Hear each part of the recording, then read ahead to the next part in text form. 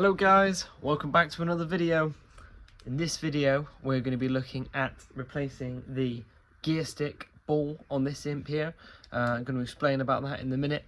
I'm wrapped up like a Michelin man because it's absolutely freezing in the garage today, but the work doesn't stop. We've got to crack on and get this done. So in this video we're going to remove the gear stick selector itself. We're going to get it on the bench, strip it apart and show you how to repair it yourself. So stay tuned.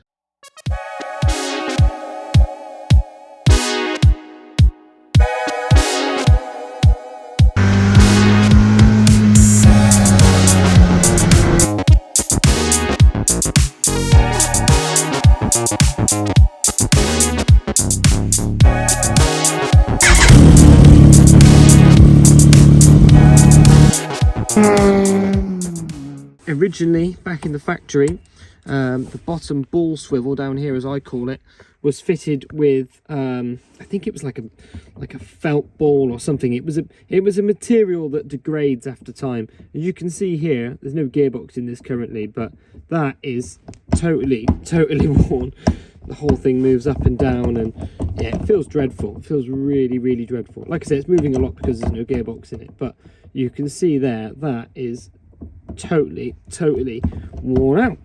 Now this is quite an early one here because it doesn't have the choke lever in it. This is a really early gear selector, but we're going to look at stripping it down. We're going to look at replacing the ball in the bottom, greasing it up, checking for wear and putting it back together. So the very first step is going to be to remove the gear knob, which usually just a good twist, and that pops that out. Careful not to lose the little metal bit in the top there. And then remove the gaiter. Perfect. And that's it from here really. We're now going to go down underneath, having a look at removing it from the car. Here we are under the car, and the first thing we're going to do is start by removing this tray. So the bolts are 7/16 head. So we're just going to whiz these out quickly. Okay, there's the panel off. Ooh, it's got some nice copper pipes on here. I'm surprised they're still looking so nice. Normally the copper ones end up going a bit furry after time. So here we go. Here's the early gear selector. You can tell it's an early one because it's also got 4 mounting bolts. The later ones only had 3. So this is quite a rare thing really. We've already removed the gear selector at the back, which is just 1 pinch bolt through the middle here. It's quite a specific bolt, that one, so it's important to keep it safe. So we've got 2 bolts here, 4 up there. We're going to get these removed now. We're going to drop the gear assembly out. Okay, so the bolts up here are 1/2 inch.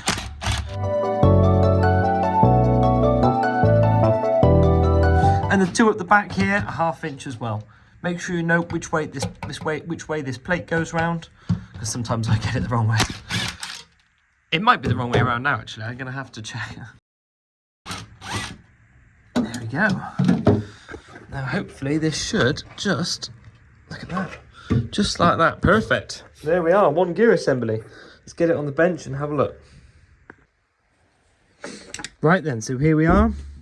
And we can tell that this has never been apart before because it's got the 4 original factory rivets. So this is, there's not going to be many more left like this now that have never been apart, but we know for sure this one hasn't been apart. So the first thing I'm going to do is undo these 2, I think they're 7/16 bolts, put them to one side, and then that's going to release this bracket here, which holds the selector shaft. We're going to carefully pull this boot back because it looks like, I think the later ones are slightly longer, so this might be a bit more of a rare piece here. So we're going to try and look after this carefully. We're going to disconnect this bit from this bit, and then we're going to move on to the next step. Okay, so here we are. Got my new tripod on the go. Like I mentioned before, I'm going to take out these 2 7/16 bolts.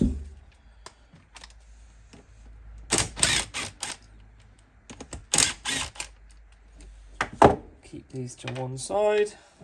And then very carefully now, I'm just going to pull back this boot, just to do it without ripping it. There we go. It's all covered in grease here. So I now just need to separate this gear selector mechanism here that pivots separate to well, it pivots on its axis here, and it's got a little ball just in the front, which just keeps it all in. Let me just clean that up and I'll show you. Not sure what you call it. It's like a spring-loaded ball just on the front here, and that just depresses ever so slightly to keep the whole thing together. So there we are. Let's pull that apart. We'll put this to one side for a minute, because what we're going to focus on now is this part here. Yeah, that's totally worn out, and you're just left with the metal collar, which we're going to talk about in a minute. And it's pretty bad. There's nothing left of that one. So we can clamp this just in here. Oh, can we? Yeah, just about. So we've clamped that just gently, and now we want to look at removing these 4 rivets here. There's a number of ways to do this. A lot of people try and drill them. Now, I'm no engineer, but I find that trying to drill directly on top of a flat spot can be quite tricky. So what I'm going to do first is I'm just going to start grinding them down just with a flap disc on a grinder. That's what I found works pretty well. Right then. So it's nice and carefully try and do this.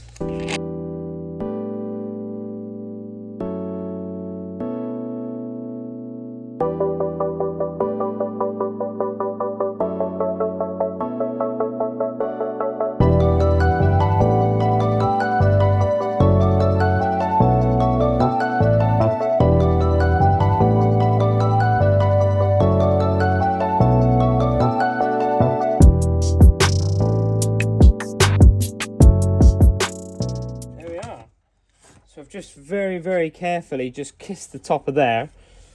Doesn't matter if you go either side a little bit. What I'm going to do now is get a very sharp punch. We're going to try and drill them out.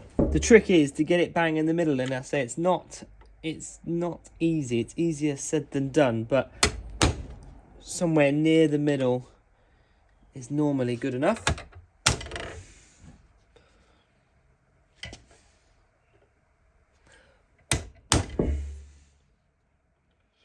Actually, that one there nearly went out, nearly came through without me having to... Yeah, this one might come out, actually. Yeah, maybe.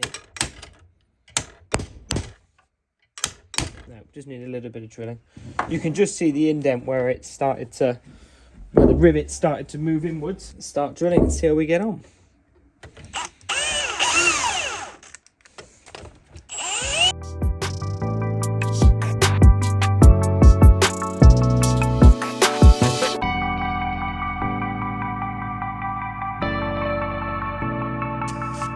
As I mentioned before, it can be quite tricky to get them bang in the middle.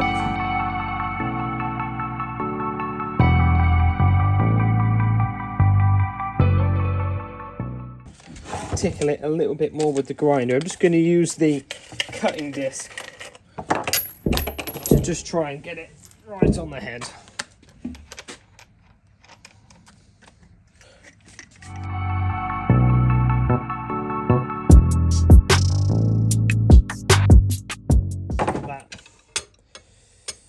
Oh, dearie me. Wow, there's not a lot left of that at all. Can you see that? Let's just go in a little bit more.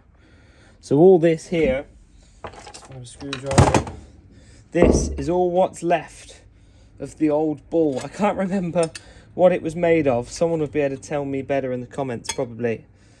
But I'm sure it was felt or something. So anyway, this is what we're left with. It's completely disintegrated, and you can see that all that movement was just on this metal collar here. So yeah, that's no good. That's no good at all. So we're going to finish drilling out these rivets now, and then we're going to talk about where they wear, because this is where they wear in here. You should always check these grooves, because as the ball's worn away over time, it then starts elongating these grooves in here. So it's quite important that they're nice and fresh. But this just looked like quite a low mileage one. It doesn't look like it's had a lot of work. So awesome job. Right then, we're going to get this back together then, and then we'll go from there. So the next step is going to be again to try and kiss these rivets flush, and then we're going to finish drilling them out.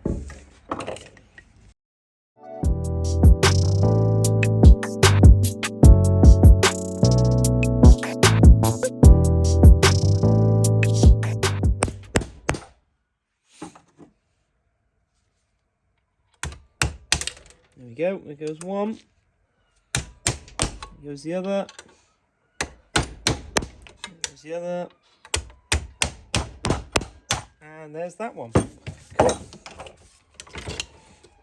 That's come out pretty well. So we're just going to spend a bit of time now cleaning this up, making sure it's free of debris and everything like that, so that the new ball doesn't wear away and we get a really nice smooth feeling.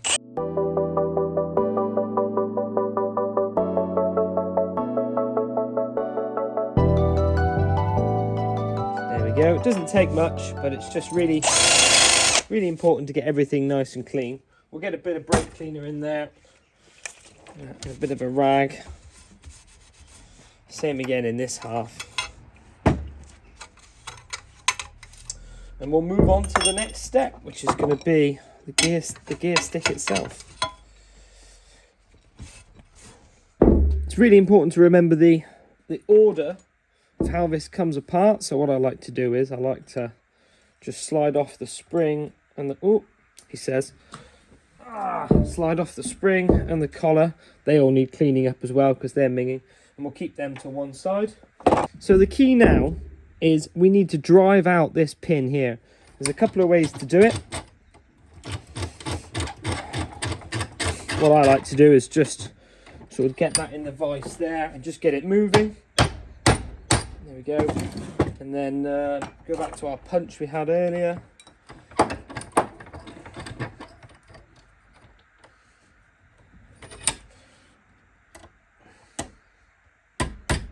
And just like that, just keep tapping it, keep working it, and eventually the pin comes straight out. So that's a wonderful job. So we're going to put that and the other bits to one side. In fact, I'll even use my lovely magnetic tray. So what we need to do now is we need to tap this collar off, which we're going to do like so. Just in the vise like this, a couple of gentle taps on the top here.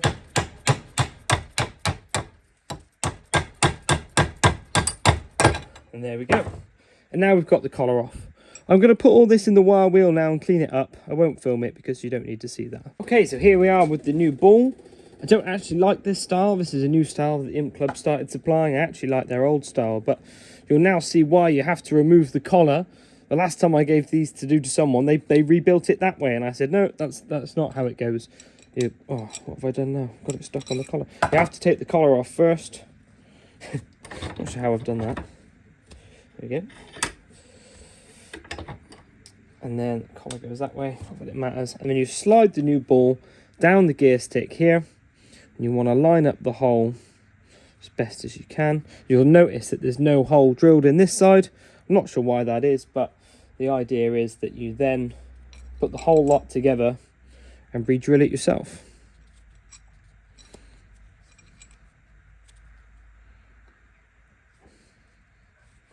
So just going to tap this collar into position now, very gently.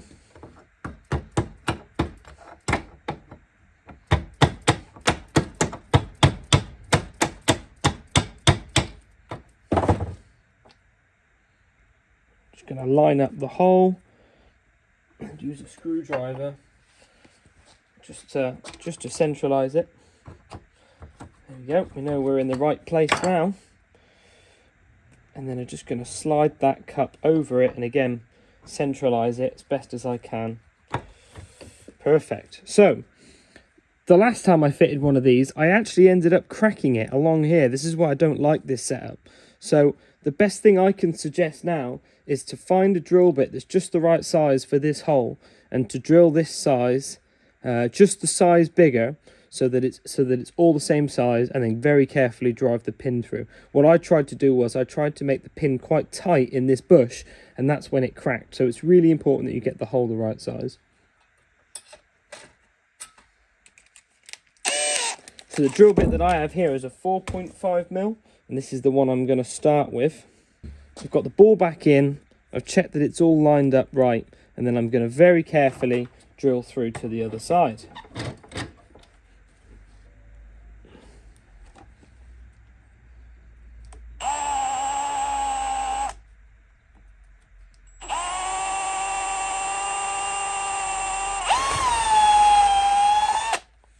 go. So I'm happy now that the hole is drilled on the other side, and we're now going to try and drive the pin through very, very carefully. So I've got my little hammer, I've got my vice done up nice and tight. Let's try and drive this through now and see how this goes.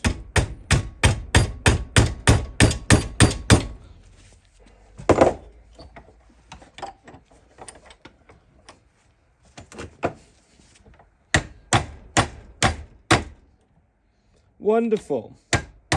And that's that. There we go. It's that easy. So we've got the new ball in, we've drilled the hole through just the right size, we've got the pin back in, and we just want to make sure that that pin is now evenly spaced between the two. And that's it. I think I went around the trees to get to the forest a bit there, but that's now another bit of the car that's restored and ready to go. There we go. So that's come together really well. So now if we put the plate back in here, we should be able to demonstrate that the ball can now, oh, obviously it doesn't drop down far enough, does it? Let's try that. Oh, look at that. That's so much better now. Look at that. That's beautiful. The ball can now rotate in its housing really, really nicely. And once we get all the plate and everything clamped back down, that will then hold that down. We won't be able to lift it up and down like we did before. Absolutely top job. So, on to the next stage.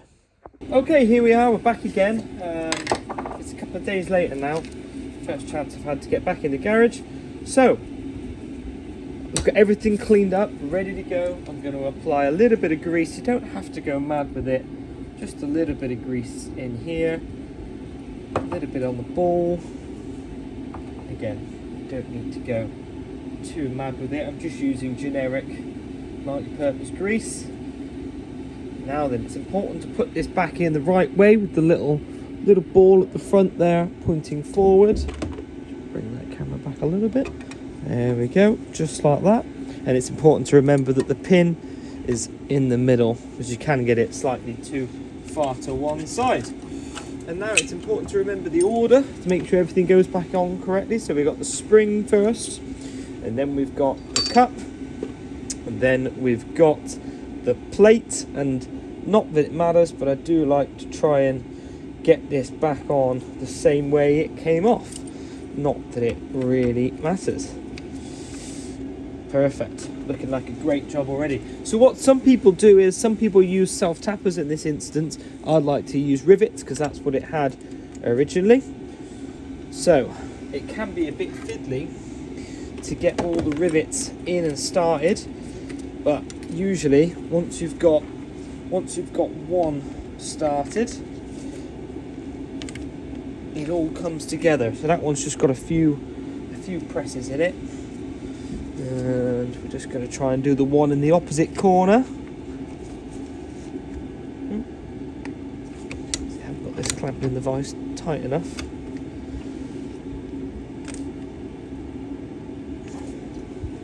There we go.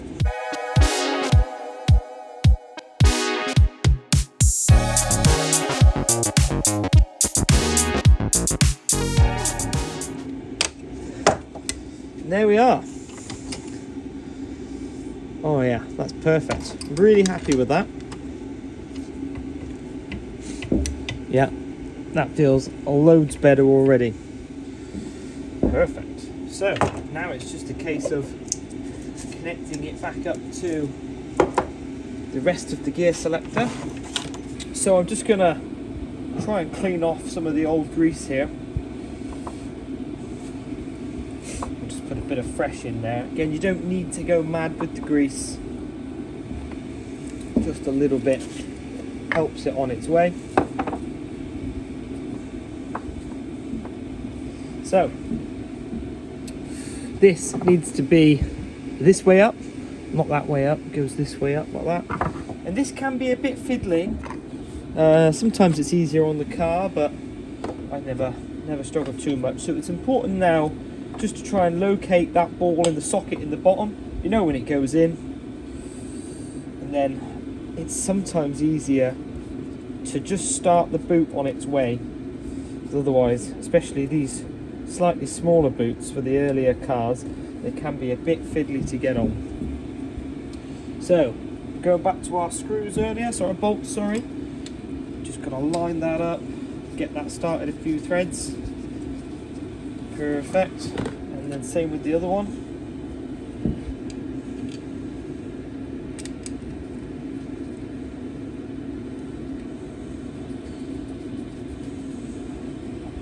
Wonderful job. Right, let's get something to do them upwards. Perfect. Right, so it's all that's left to do now is just pop this boot back on. Like I said before, it can be easier to get the back section on before you do the bolts up. There you go.